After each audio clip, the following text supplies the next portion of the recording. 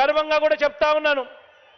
ఈరోజు ప్రతి గ్రామానికి మనం మంచి చేశాం, ప్రతి ఇంటికి మంచి చేశాం, ప్రతి పేద కుటుంబానికి మంచి చేశాం, ప్రతి పేదకు వారి భవిష్యత్తుకు ఈరోజు అండగా నిలబడగలిగాం.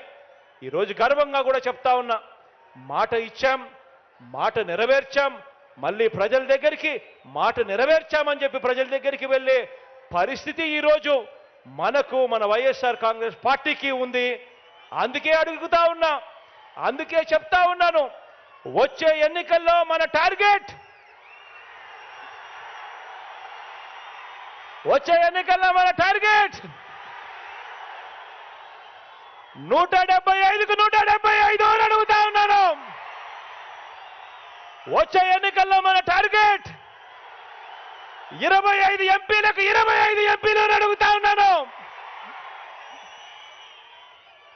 పరిపాలనలో మనం ఎక్కడా తగ్గలేదు. మనకు ఒక్క ఎమ్మెల్యే కానీ ఒక్క ఎంపీ కానీ తగ్గేందుకు వీలే లేదు అని అడుగుతా ఉన్నాను.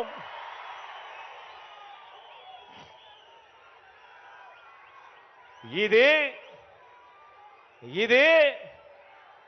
650 వాగ్దానాలు ఇచ్చి అందులో 10% కూడా అమలు చేయని చంద్రబాబు ప్రభుత్వం కాదు, చంద్రబాబు పార్టీ కాదు, చంద్రబాబు పాలన కాదు. ఇది ఏకంగా 99% వాగ్దానాలు అమలు